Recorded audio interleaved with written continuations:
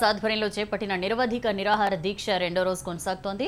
దీక్షకు హీరో శివాజీతో పాటు YCP MLA Vishweshwar Reddy, ఆ పార్టీ నేతలు, ప్రజా సంఘాల నేతలు మద్దతు పలికారు. దీక్ష శిబిరం నుంచి మా ప్రతినిధి ప్రవీణ్ మరింత సమాచారం అందిస్తారు.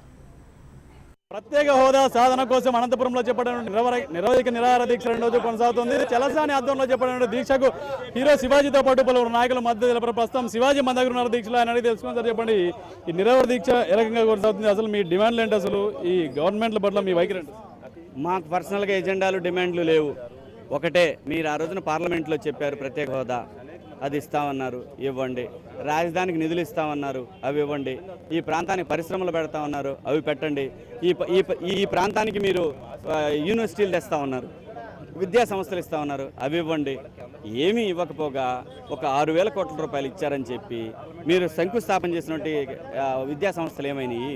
మీరు చెప్పినట్టు పెట్రో కారిడార్ ఏమైంది? మీరు చెప్పినటువంటి విశాఖ మన కడప ఉక్కు ఫ్యాక్టరీ ఏమైంది?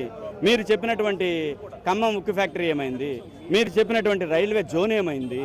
మీరు చెప్పినటువంటి ప్రత్యేక హోదా కాకపోయినా ప్యాకేజ్ అన్నారు, ఆ ప్యాకేజ్ ఏమైంది? వెనకబడ్డ రాయలసీమ జిల్లాలకి ఉత్తరాంధ్ర కలిపి మీరు ఇస్తానన్నటువంటి ప్యాకేజ్ ఏమైంది? ఇవన్నీ ఏమైనాయి? అవే అడుగుతున్నాం.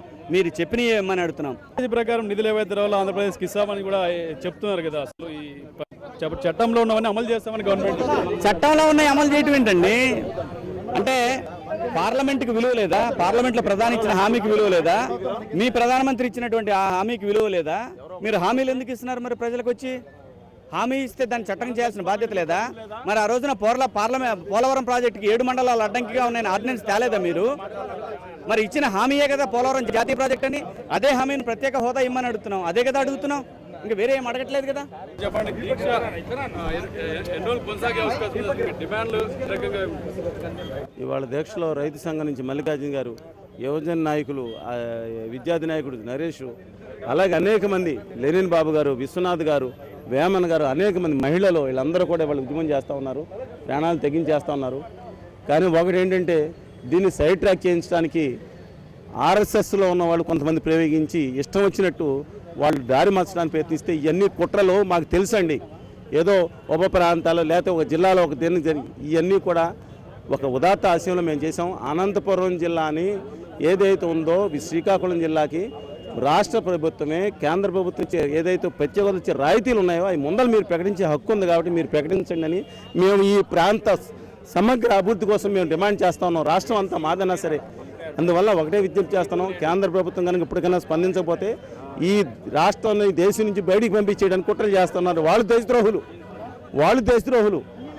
పార్లమెంటు సమావేశం ఏదైతే ఉందో దాంట్లో ఇచ్చిన హామీలను అమలు చేయని వాళ్ళు దేశద్రోహులు. ఇక్కడ ఉన్న మిగతా వాళ్ళు దేశద్రోహులు కాదు.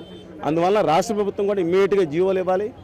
ఇంకా ఆలస్యం చేస్తే కనుక కేంద్రానికి కట్టే పన్నులు కూడా సహాయానికి కూడా మేము ఆలోచించి నిర్ణయం తీసుకుంటాం. ఇది మొత్తం మీద అనంతపురంలో జరుగుతున్నట్టు రెండో రోజు జరుగుతున్నటువంటి నిరాహార దీక్ష ఆందోళనకరంగా మారింది. మొత్తం మీద ఓవైపు పోలీసు వలయంలో దీక్ష జరుగుతుందని చెప్పొచ్చు.